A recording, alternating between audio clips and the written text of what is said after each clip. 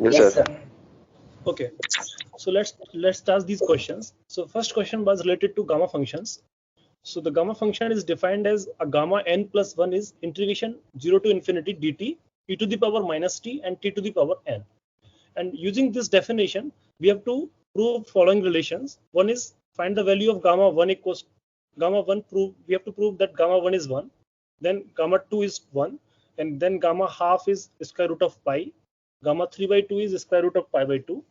And then using the mathematical induction, we have to prove that this relation that gamma n plus half is equals to square root of pi 2n factorial by 2 to the power 2n n factorial. So let's start from the first question itself. That is, we have to find the value of gamma 1. So using this relation,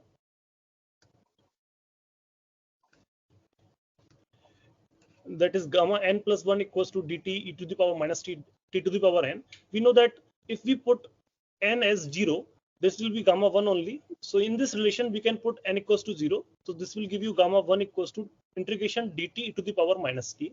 And this integration is straightforward. So this integration will give you minus e to the power minus t, and limits are from 0 to infinity. If you put the upper limit, that is infinity, it will give you 0. And if you put the lower limit, it will give you minus 1. And as minus 1 is already there, so it will be 1. So gamma 1 is equal to 1. Similarly, if you want to find gamma 2, then in this relation, you have to put n as 1. So if you put n equals to 1, this t to the power n term will give you t only. So this will be the integration now. And there are two function. One is exponential function, and another is polynomial function t. So for finding this integration, we can use integration by parts rule, where we integrate the first. Suppose this is the integration, so we can assume that this is our second function and this is our first function. So the integration of this type of is given as, you will keep the first function as it is and you will just integrate the second function. Then negative integration, then you will differentiate the first function with that. Suppose this integration is with dt, so you will integrate with respect to dt, and also you will integrate the second function, and this overall will again be integrated. So this is the case of finding integration by parts. So in this, first I am taking t as first function, so it will be taken as it is, and you will integrate it e to the power minus t. It will be minus e to the power minus t, and limits are from 0 to infinity. Then again, you will differentiate t. So the differentiation of t is 1, and then integration of e to the power minus t is minus e to the power minus t. And then again, you will integrate this whole function, and limits are from 0 to infinity. This integration is same as the previous one, that is for gamma equals to 1. So you will obtain that this value is 1 actually. And also, if you put limits in this t e to the power minus t, if you put upper limit, e to the power minus t will give you 0, and if you put lower limit, t will give you 0. So this overall value will be 0. So you will obtain that gamma 2 is actually 1. Let's move to the third question, that is gamma half. So to obtain the value of gamma half, we are having the formula for n plus 1. So if you put n as minus half, so this will give you gamma half. So I'm putting n as half, n as negative of half. So this is the integration that we need to solve. That is integration 0 to infinity t to the power minus half e to the power minus t dt. So to solve this integration, we can assume that suppose t is some other variable x square, and if you put dt, this will be 2x dx. So you can put t and dt in this equation. So you will obtain t to the power minus half will be x to the power minus 1, e to the power minus t will be e to the power minus x square, and this dt will be 2x dx. Since x inverse and x can be cancelled, so you will obtain 2 integration 0 to infinity e to the power minus x square dx. Or you can also put this as minus infinity to infinity e to the power minus x square dx. This 2 has been absorbed here. And this is our well-known integration. We have discussed such integrations in the previous tutorial class. So this will give you root pi. Actually, this is like minus infinity to infinity e to the power minus ax square dx. And we obtained that this integration is nothing but the square root of pi by a. And in this case, a is 1. So you are getting square root of pi. So the gamma half value is actually square root of pi. This value also need to memorize for the quick response. So let's move to the next question, that is gamma 3 by 2. And to solve this, we can use another property. This property we have proved in the class. So that is gamma n plus 1 is actually n times gamma n. So here gamma 3 by 2 can be written as gamma half plus 1, and this is just like n plus 1. So here n is only half. So you will obtain gamma half plus 1 is half gamma half, and gamma half value we have already derived. So this will be square root of pi by 2. So this is the overall value of gamma 3 by 2. Do any one of you have doubt up till this point? No, sir.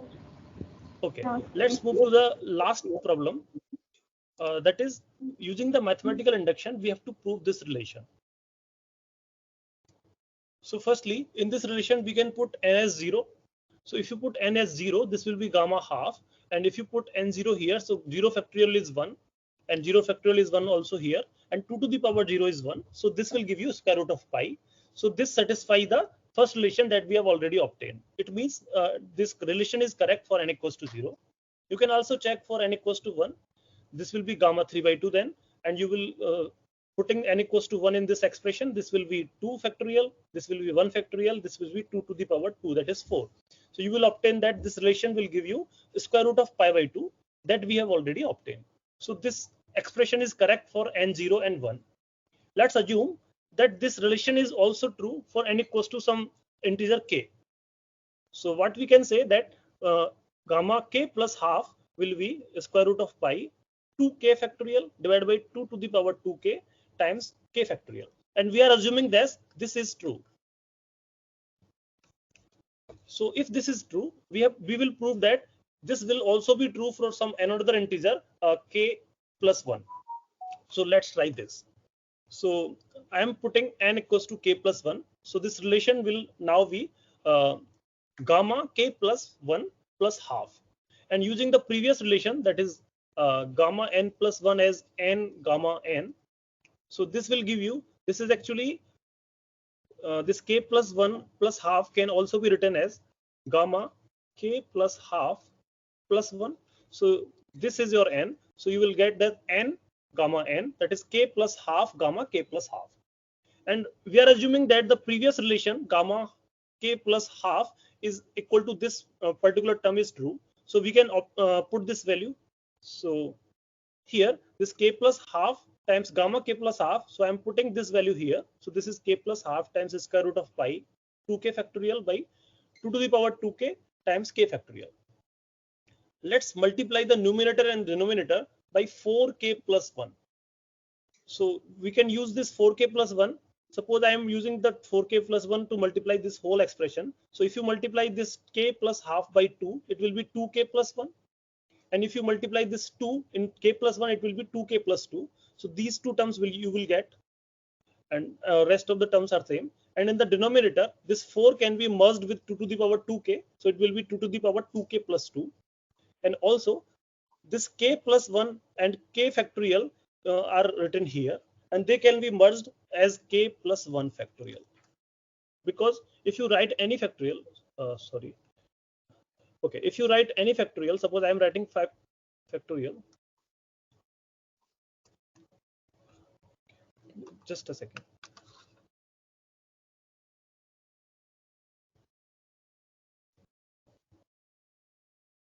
This web version doesn't add any other text. It Okay, is limited. I'm not writing anything now, but it is not allowing me to do anything.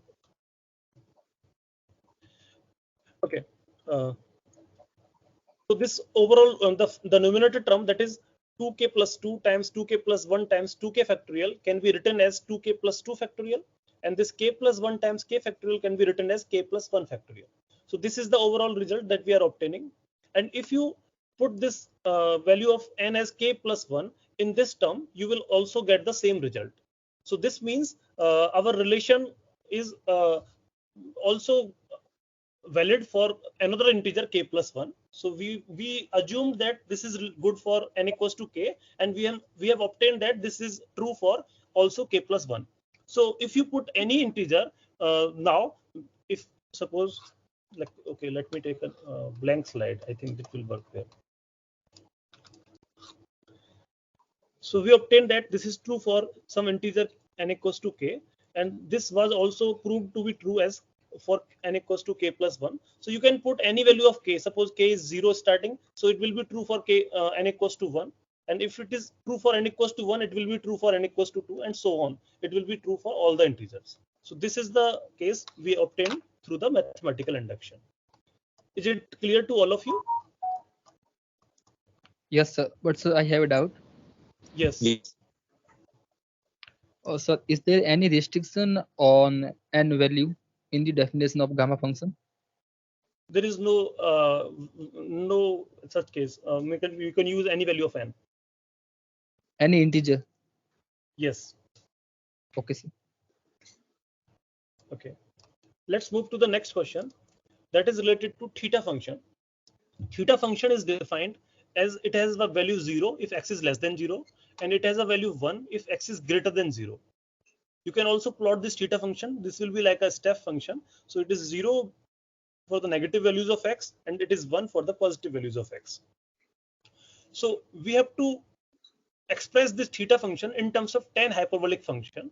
And tan hyperbolic function we have already discussed in our tutorial 1 class, where we plot many functions. So if you plot tan hyperbolic x by epsilon, where epsilon is some small number, so this tan hyperbolic function will look like this. It is tending to -1 for x tending to negative infinity, and it tends to 1 when x tends to infinity, and it is 0 at x equal to 0. Now we have to use this function to obtain a theta function. So you know that this is -1, so you can add 1 in this expression, so it will go above, and it will be starting from 0, and it will be going up till the 2 point. So this will be the case when you add 1, that is tan hyperbolic x by epsilon plus 1 will look like this.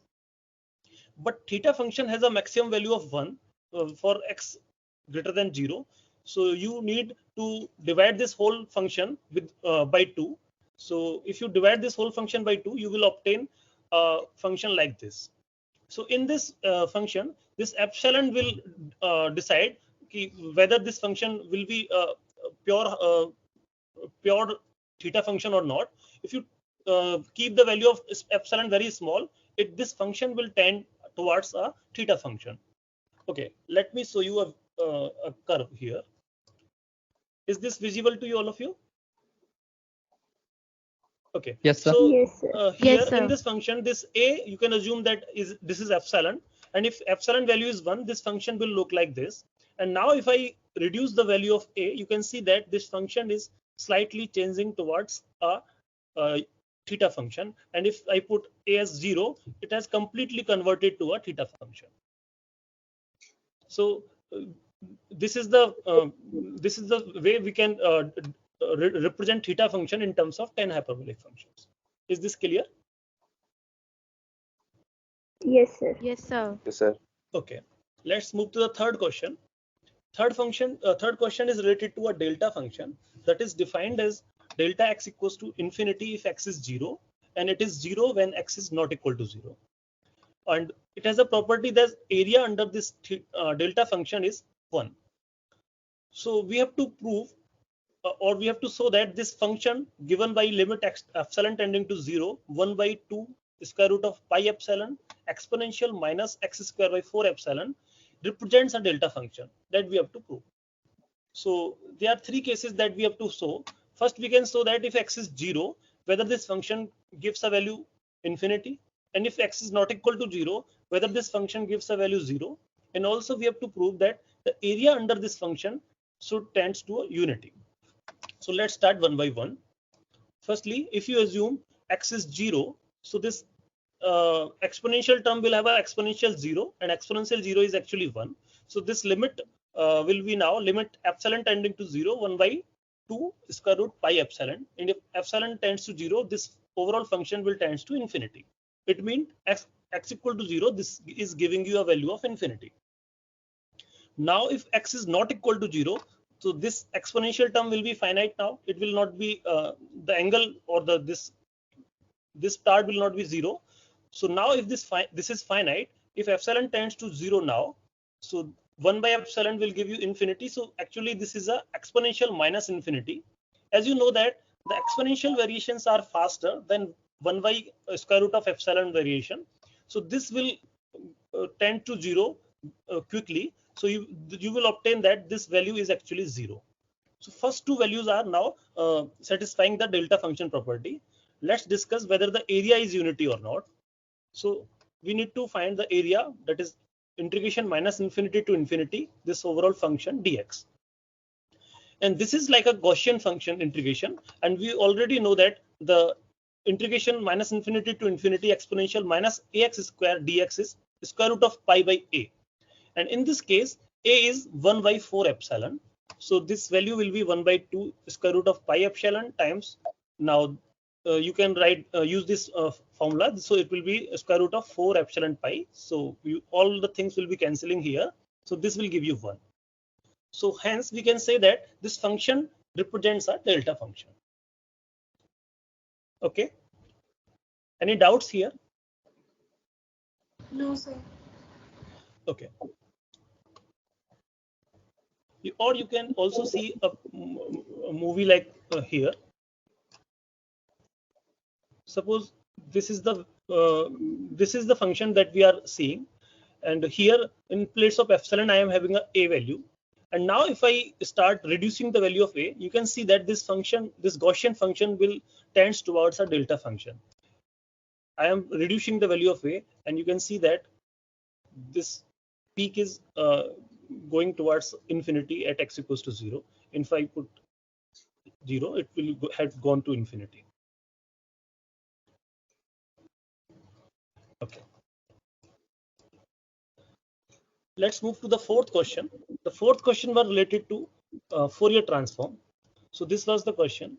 The Fourier transform of any function ft is defined as fk equals to integration minus infinity to infinity ft e to the power minus iota kt dt.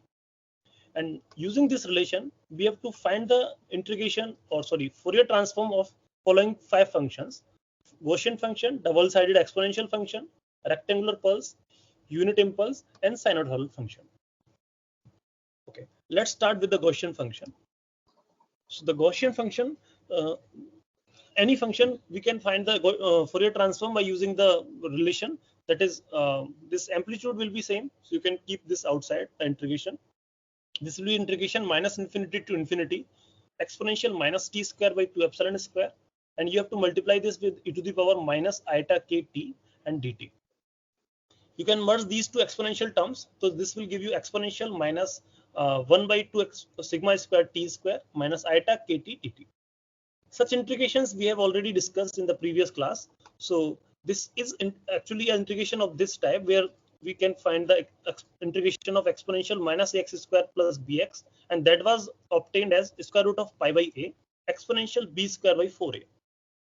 In this case, this a is actually 1 by 2 sigma square, and this b is actually minus iota k. So by putting the value of a and b like this in this expression, we can obtain the Fourier transform fk. So this will be square root of 2 sigma square pi, and by this was already an amplitude term that we take outside the integration, and exponential minus k square, actually it is minus iota k whole square, so this is minus k square times 2 sigma square by 4, and you can simplify this expression. So this 2 sigma square pi square root will cancel with the denominator term, so this will give you the Fourier transform of a Gaussian function. So you can see that the Fourier transform of a Gaussian function is also a Gaussian function, just the amplitude has changed. Here the amplitude was 1 by square root of 2 pi sigma, here you are having a 1 term. Okay. Another thing also, is width. Also the width will change. If you are having a broad spectrum in time, the Fourier transform will be narrow, and if you have a narrow spectrum in time, it will have a broad spectrum in Fourier transform time. Sigma appears down there, and here it appears up. Yes, here sigma is in the numerator, and the previous case it was in the denominator. So you can see the width has changed.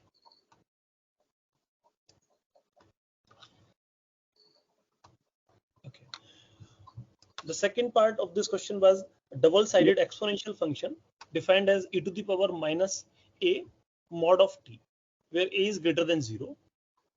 So you can just put this function in the Fourier transform equation. So it will be minus infinity to infinity e to the power minus a mod t e to the power minus, this is I or j you can write, so it is minus j omega t. So this e to the power minus a mod t, you can write this as e to the power at if your t is less than 0, and e to the power minus at if your t is greater than equals to 0. So using this, we can break this limit from minus infinity to infinity in two parts, from minus infinity to 0 and from 0 to infinity. If you take from minus infinity to 0, this function will be e to the power at, and for limits 0 to infinity, it will be e to the power minus at. So now you can easily solve this integration. This is nothing but an exponential integration. These two terms can be combined. So it will be e to the power a minus j omega t, and this will be e to the power minus a plus j omega t. So you can solve this integration. You will obtain the first integration as 1 by a minus j omega, and second as 1 by a plus j omega. You can combine these two terms. So this will give you that the Fourier transform of a double-sided exponential function is 2a by a square plus omega square. I hope this is clear to all of you. You can also plot. So this double-sided exponential function together. Okay, that you can see from this plot. So if you plot e to the power minus mod at square, sorry, minus mod at, so you will see that this is suppose y-axis. So this is an exponential term like this in left hand side and also in the right hand side. So two sides you are having two exponential terms. And if you plot the Fourier transform, that Okay, is sir, 2a by, okay, and if you plot the Fourier transform of this function, that is 2a by a square plus omega square, where omega is a variable and a is a constant, so you will obtain that this plot will be like this. Okay, let's move to the third part, that is rectangular pulse. A rectangular pulse is defined as value having 1 in for some value for t minus t to capital minus capital T to small capital T, and 0 otherwise. So you can plot this rectangular pulse like this. So this is having a value 1 when t is between minus t and plus t, and 0 otherwise. So if you integrate it, you will obtain that the limit minus infinity to infinity will break, and you will have a finite value only for the limits minus t to t, and this is value 1, so this will be e to the power minus j omega t dt only. You can integrate this term and you will obtain that this is 1 minus 1 by j omega e to the power minus j omega t minus e to the power minus j omega t, and this is actually a sine function. So if you divide this by 2 and multiply this by 2, so this e to the power minus j omega t minus e to the power j omega t by 2j times this minus is actually sine omega t. So you will get that this is 2 sine omega t by omega. Such functions we call sinc function. So if I write sinc function, sinc of x, it is actually defined as sine pi x by pi x. So you are having a sine function here and the non-sine variable omega here. So if you plot this, this will look like this. It has a maximum amplitude at omega equals to 0, and this amplitude is continuously reducing. So the Fourier transform of a rectangular function is actually a sinc function. Is this clear? Yes, sir. Okay. Sir denominator में t भी आना चाहिए. That is a constant. You can write t here, and you can also write t. Yes, so it will be 2t and yes. sinc omega. Yes. Okay. Now you have to find the Fourier transform of ft equals to delta t. So it will be minus integration minus infinity to infinity delta t e to the power minus j omega t dt. And if you know the properties of a delta function, you can easily say that this value will be 1. So the Fourier transform of a delta function is 1, unity. So that you can also see that delta function is actually having an infinite value at x equal to 0, and then 0 value at other values of x, like this. So this is an infinite tending to infinity. So if you take the Fourier transform of this function, this is giving you one value for all values of omega. So what we can say that if your time domain function is very narrow, your Fourier domain or frequency domain function will be very broad. So as you keep on reducing the width of your function in time domain, your width in the frequency domain will keep on increasing. Okay. Is it clear? Sir, could you explain it? Yes, sir. Someone was asking something. Sir, could you explain it once more? Yes, I can explain. This narrow and broad thing, or this integration? Hello? Yes, sir. What do you want to explain further? Sir, the last part. Okay, I'm saying that this plotting is clear to you, that if I am plotting this function in time domain, this is a delta function. If I am plotting this in the frequency domain, this is actually a unit value 1. So this value is, you can say that this value is broad, or for all values of omega you are having a value 1, and this time domain function is very narrow. This is only finite at x equals to 0, and it is 0 at other values of the function.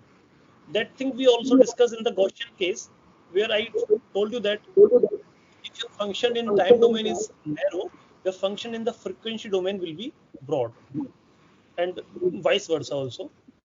So this is the case that I am saying here. Okay, sir. Okay. This is the last question. That is, we have to find the Fourier transform of sine omega naught t. And as I told you, sine omega naught t can be written in terms of exponential function, that is e to the power j omega naught t minus e to the power minus j omega naught t, and by 2j. And you have to integrate it. So you will multiply this with e to the power minus j omega t to find the Fourier transform. So this first term and this e to the power j omega naught t and e to the power minus j omega naught omega t can be added, and also this this term and this term can be added. You will obtain two integrations separately. So the first integration will give you a delta function as at omega naught, and another will give you a delta function at minus omega naught. So this is the Fourier transform of sine omega naught t. If you plot this, you will get one delta function at omega naught and another delta function at minus omega naught. And as the amplitudes are reversed, one is positive and another is negative, so you are having a one delta in the positive direction and another delta in the negative direction. Is it clear?